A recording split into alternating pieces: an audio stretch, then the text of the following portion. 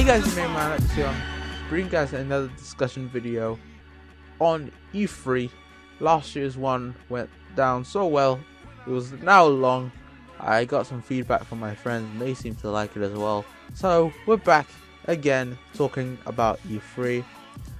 In this one, I'm going to try and keep it as short as possible and only talk about the stuff that was most interesting to me personally.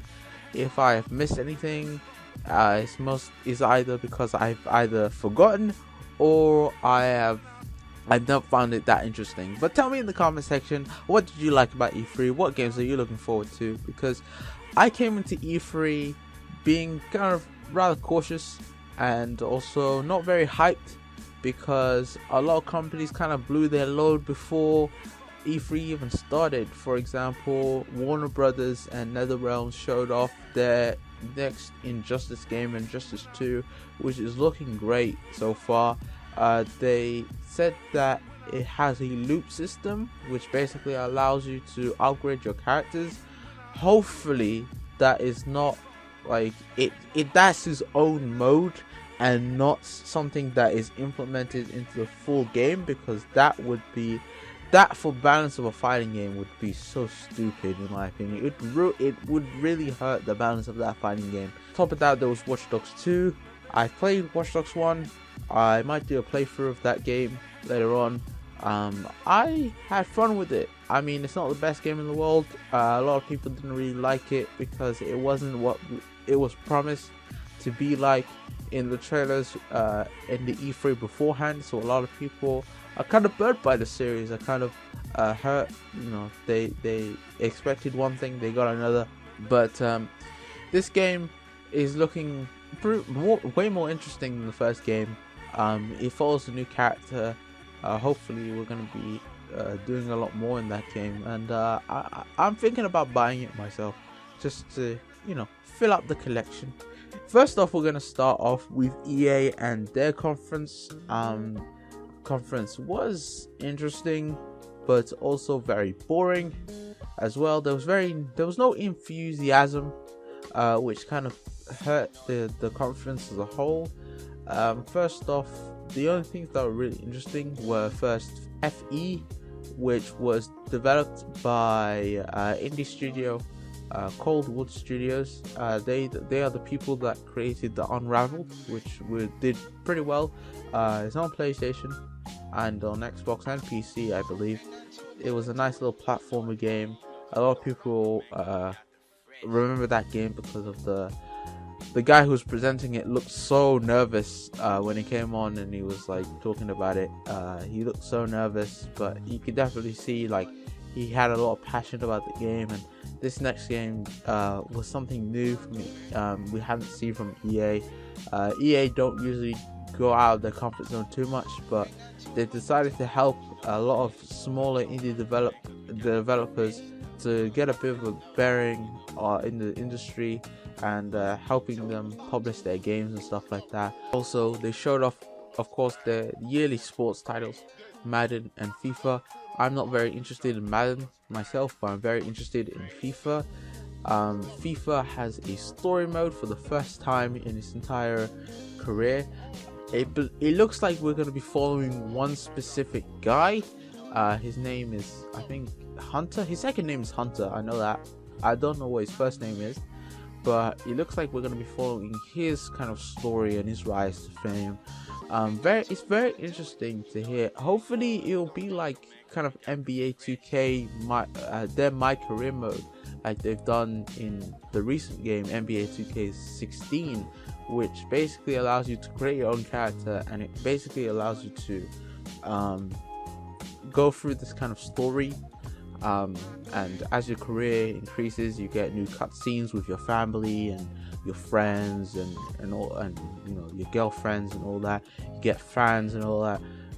It looks interesting. I'm very interested to see. I might buy this year's FIFA. I didn't buy last year's FIFA because I'm not really, you know, I like FIFA as a series. A lot of people don't really like sports games, and I understand, but you know, just because you don't like the sports section, you know, you don't like sports. I get it, but a lot of people say they're bad because they're sports, and that's actually really kind of silly way of thinking about it, because you know, just because these certain things don't aim towards you doesn't mean they're necessarily bad. You know, you can think they're meh, you can think they're kind of you know, it's not interesting to me, but they're interesting to other people. They're interesting to me especially, so I might go ahead and buy this year's FIFA because it's shaping up to be very interesting. That's it for what I think was the most important things in the EA conference. Oh yeah, Battlefield 1, but I'm not really that interested in Battlefield 1, to be fair. A lot of people kind of shitting on Activision and praising Battlefield 1 for going back to the World War. But as I see it, as a person from the outside, a lot of people were kind of, when Modern Warfare was going around and Battlefield was back in kind of that World War kind of territory, a lot of people were like, oh, I'm so tired of these World War games, I wish it was something different. And then when COD does something different, people praise it for a little bit, and then people immediately go, oh, I want to go back to World War II, man. And I'm sitting here, I'm like, do you guys even know what you want? Really? But whatever, that's just my opinion. You know, I could be getting this horribly wrong, and you know, maybe going back in time to the original war would be kind of breathing new life into the Battlefield series. And maybe if COD decided to do that as well, Infinity Ward or someone like that decided to go back to that kind of era, that would be interesting for them to explore as well. But for now, Infinite Warfare, which was, I believe, in Sony's conference, they showed off a bit of the single player campaign, and it looked pretty cool. You're basically shooting people in 0G, moving about using a zip wire. I think it turns a lot of heads about how cool it looked, and it'll be interesting to see how that turns out. Of course, that game has the Modern Warfare Remastered in it, so that's automatic. So that's kind of an automatic buy for a lot of people. So we'll see if sales dictate. So if this series will continue, and if Battlefield 1 can be kind of a strong competitor to the Call of Duty series. Anyway, that's it for the EA conference. Next up, I did not watch the Bethesda conference, but they did show a big chunk of Dishonored 2.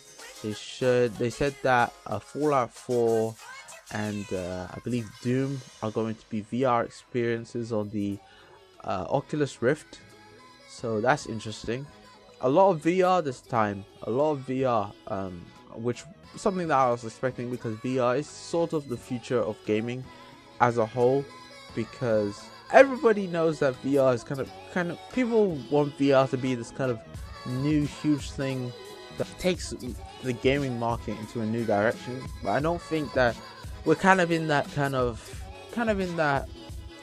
moving on phase where we're not quite there yet, but we're not quite there to move everything to VR, but we're getting there, and maybe over the next 10 or 20 years we'll finally have a full VR experience where everyone is using a VR headset, everyone is getting into it. The only consoles that come out are VR exclusive and so on. We might get to that point, and I can't wait. You know, I got a lot of life to live. You know, I'm only 19. I got a lot of life to live, so the future is looking great in terms of gaming and VR and stuff. I can't wait until VR becomes a lot more accessible and a lot more cheap to buy, because I don't think it's one of those gimmicks like 3D. I think VR is going to be one of that thing that's going to take gaming forward. It's going to be that next big innovation, and it's looking to be like that with Sony and Microsoft getting into the business. There were some rumors that Nintendo were with the new console, the NX, but I think those are complete bullshit in my opinion, because I don't think Nintendo have ever said that they're interested in VR. On the flip side, I don't think they don't like VR that much. There was an interview one time, I saw an article quite a while ago that they're not very interested in VR at all at this point, because they don't really see where it could go, and it's not at that kind of fully developed stage where it could be this like big thing. But anyway, that was it for Bethesda. They also showed off Quake, which is a arena shooter. I'm not very interested in that. Anyway, let's move on. I believe Sony was next. I wonder why EA didn't show off Mirror's Edge Catalyst. I know it came out, but I would have liked to see a bit more of it. Anyway, next was Xbox. They showed off the One S, which is basically a small version of the Xbox One, which is a bit more powerful as well. It has a 4K HDR video output, so it can basically run things like Netflix at 4K. That's not going to be useful for me because I have really rubbish internet, and there's no way I'm going to be streaming 4K video. The pricing starts at $299. That's pretty cheap for the basic 500 GB version. That'll be around 250 quid. So it's cheap. And of course they showed off that you can customize your controller as well. They showed off a new controller, which is cool. Xbox, I was really impressed by Microsoft because they really took a more consumer first approach to their conference this year. They introduced a lot of really cool things to connect the kind of Xbox fan base and the Xbox users, and they really went out of their way to show off a lot of interesting features to do with a community. And they showed off Xbox Play Anywhere, which basically allows you to digitally download games to play for Xbox One or Windows 10. A lot of people don't like Windows 10, and I understand that. I have Windows 10 on my laptop. It hasn't done anything wrong to me so far. They also showed off Gears of War 4, Final Fantasy 15, which is interesting because Final Fantasy mostly has been kind of like, if you're ever going to show Final Fantasy, it's always been Sony kind of thing, but they showed it on Microsoft. I guess they paid Square Enix more. They showed off Forza Horizon 3, which looked amazing. I hope it looks like that in the real game. A lot of people really like Forza Horizon 2. They also talked about their new console that they're creating, known as Project Scorpio, and this, it allows for 4K smooth and sharp gaming and virtual reality at high resolution. So Project Scorpio is this huge ass project that they're going to make a new console, a new powerful console that is going to release next year.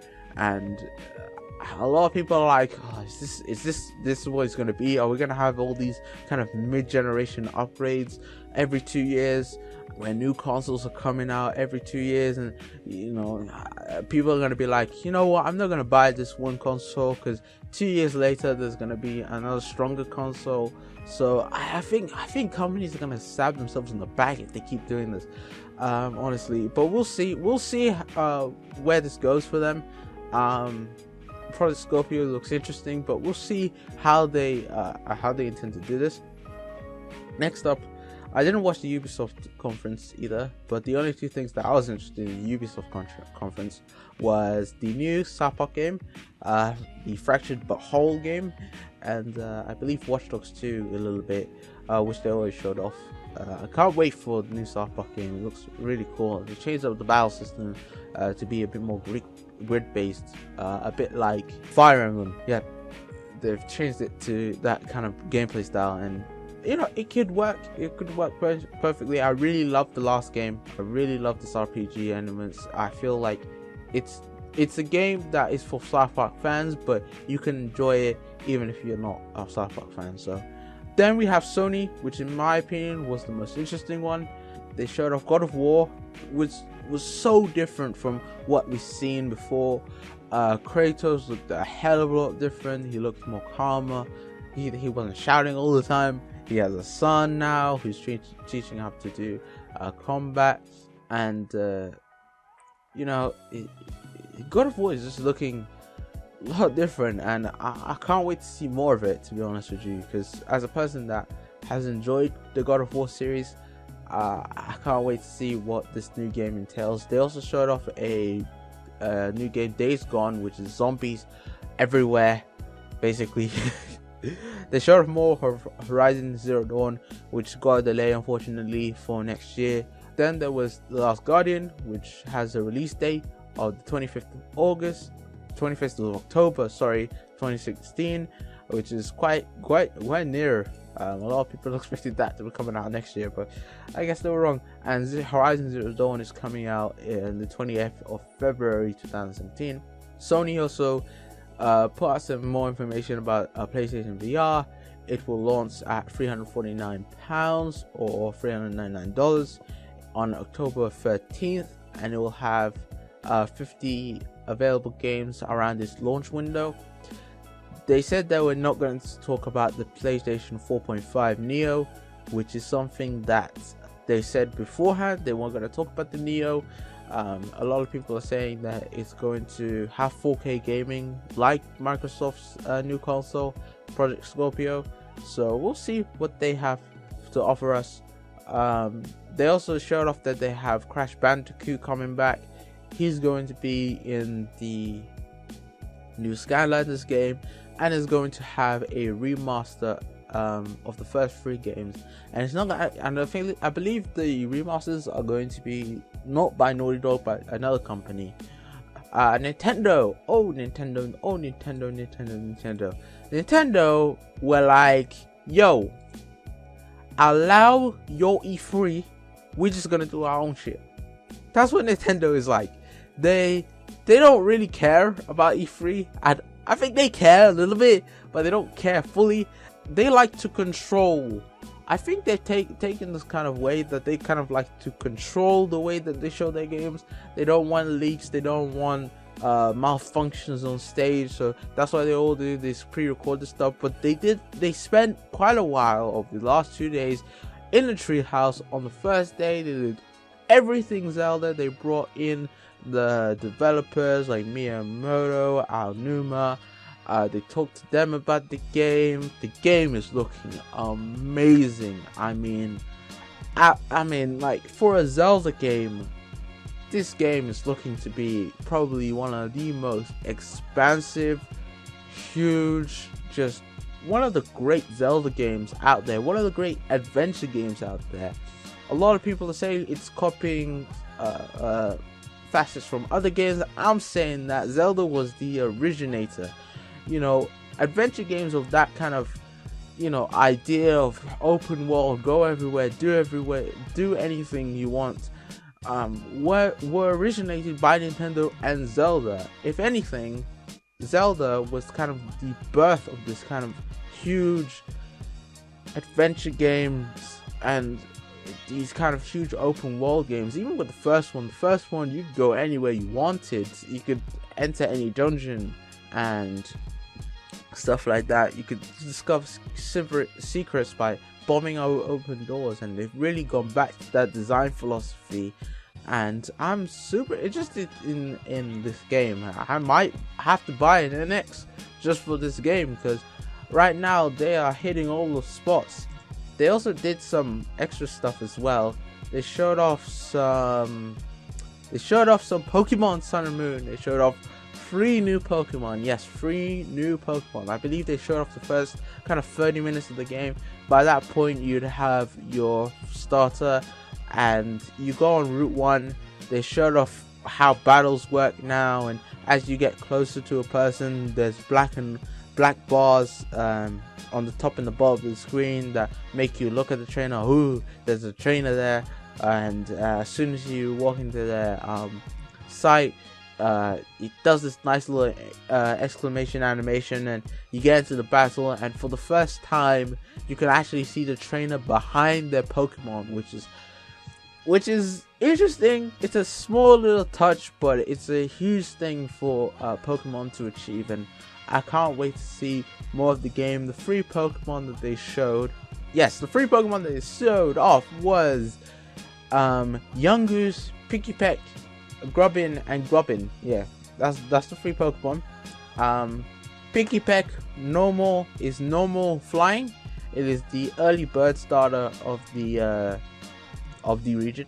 And this is a Pokemon that we've seen way long time ago with the first ever trailer for Pokemon. It was that like wireframe. There were some people who made a little bit of designs on it and trying to flesh it out, and they were very close indeed. They just got the coloring a bit wrong, and that was it really. They really nailed it. Some of the people who made some of the art for Pikipek, but it's normal flying. It's the Woodpecker Pokemon. It has Keen Eye as its ability, or Skill Link, which means that it can, if it learns moves like Bullet Seed, which is what it is, what the this website is saying as its description, it can throw seeds at its opponent. So it can learn Bullet Seed, so that means that Bullet Seed will always hit 5 times. It needs to have pretty good offensive stats, because a lot of the moves that actually have 2 or 3 moves that hit consecutively are mostly physical types, so it needs a pretty decent physical move pool on its final evolution. Apparently it's got 3 evolutions left, because you could see it when you catch a Pokemon. It shows you if that Pokemon can evolve, and Pikipek can evolve twice, so it's a lot like Pidgeot in that kind of sense. Next is Yungoos, which everybody is saying that it looks like Donald Trump because of the kind of hair at the front, and I completely understand. This Pokemon, oh my god, it shocked me with this design. It still to this day, I'm not used to it half the time, but I couldn't believe what I was seeing. Those teeth are just huge. And it's got a pretty interesting lore behind it. It is known as the Loitering Pokemon. It is a normal type. Pokemon. It has the ability Stakeout or Strongjaw. Strongjaw increases the power of biting moves like Crunch and Bite and Ice Fang and such. And Stakeout is pretty broken. Stakeout basically allows you to do double damage to a Pokemon that's switching in. So it basically gives every move that Yungoos learns Pursuit, which is disgusting. It is. If this thing evolves into something that has 100 base attack, imagine like Giga Impact. You see your opponent like switching out Giga Impact. That's a 1-hit KO. If you predict your opponent in any way, shape, or form, if this thing has any sort of decent physical move pool or special move pool, it looks to be physical. If this thing has any kind of physical move pool that takes advantage of it, man, this thing is gonna be. It might get banned. Smogon might ban it. As I was saying, it has some interesting lore to it. Basically, it's not actually a Pokemon from the Aloha region. Much like Corphish isn't. It's an invasive species. They brought it over to deal with a certain Pokemon, and unfortunately, when they brought it over, it spread. it reproduced. There were more, and now they're all over the place eating things. This thing likes to eat a lot. It's like it's always hungry apparently, which seems ridiculous. But it's for me, it was my favorite Pokemon out of the 3 that was shown. Just because it has a cool design, and I think I might add it to my team. So far, it looks really cool. I really like it. Then there was Grubbin. This was a early bug type Pokemon. It wasn't actually shown off to the screen, but they showed it off in the trailer that they made for the game. It's a bug type lava Pokemon with the ability Swarm. It loves electricity, so I'm guessing it's going to be like Galvantula and evolve into an electric bug type, which would be cool. Galvantula is cool because it had a lot of speed and it had a very decent special move pool and special attack stats, so hopefully it will be just as good, if not better, than Galvantula when it evolves. Next up, we have Solgaleo and Lunala. They have new forms, Radiant Sun Phase and Full Moon Phase, which are two moves, which is interesting because we have not seen what they do, but it seems maybe it's a stat upgrade, maybe it's a change of typing, maybe they learn a new move or something like that. But my guess is definitely it's going to be a stat change. Maybe Lunala looks to be more defensive, while Solgaleo looks to be more offensive. So maybe it's something that switches the kind of stats, that maybe that makes Solgaleo defensive and Lunala offensive. Who knows? Then finally they showed off Magiona. We've already seen that Pokemon beforehand, but we finally saw it in action in an English trailer, so that was interesting. They also showed off a new move, not a new move, a new kind of online battle mode, Battle Royale mode, and a couple of PokeTubers are really happy about that because something that they made actually got into a game, because free-for-all battles was something that a couple of PokeTubers did make for themselves. Basically you do a double battle and you just attack each other, but the problem was that the battle would end if one team, all their Pokemon would die. So if you choose to, you could just team up with your opponent. There would be no clear winner in that situation. But finally we have free-for-all battles. You have 4 trainers. They could choose to attack either of them. Once one trainer loses all their Pokemon, the battle ends, and the trainer with the most amount of Pokemon, or the Pokemon with the highest amount of health, wins. So that's cool. I'm super interested to see how that plays out, because Pokemon do need some new online modes. So I'm super interested. And Pokemon showed off a lot of stuff. They also showed off some stuff on day 2. I believe there was like Persona 5 stuff as well, and it's still going on at E3 right now. I believe today's the last day. So yeah, that's it for everything that interested me and E3. For E3 this year, oh yeah, I forgot, Dragon Ball Z got a new game, Dragon Ball Xenoverse 2. That got released on the low key. That was shown off at E3 as well. And Persona 5, which got delayed to next year for Valentine's Day. That sucks because I really wanted to play that game this year. So yeah, that's really all that. Oh yeah, Spider-Man game. There was a new Spider-Man game. I'm just reading on the IGN page all the games that are coming out over the next couple of years and what they showed on E3. So I'm super interested in all the games that are going to be shown, and it looks stacked. And on Nintendo's kind of front, maybe not so, but everyone else's front, it's looking great for gaming. And E3 was, I think it because everybody had such low expectations, I believe it heightened some people's hype for all these games, and it was a pretty good E3, if I do say so myself. There's so many games coming out, so many games, so much information coming out still, and I'm so happy. So happy.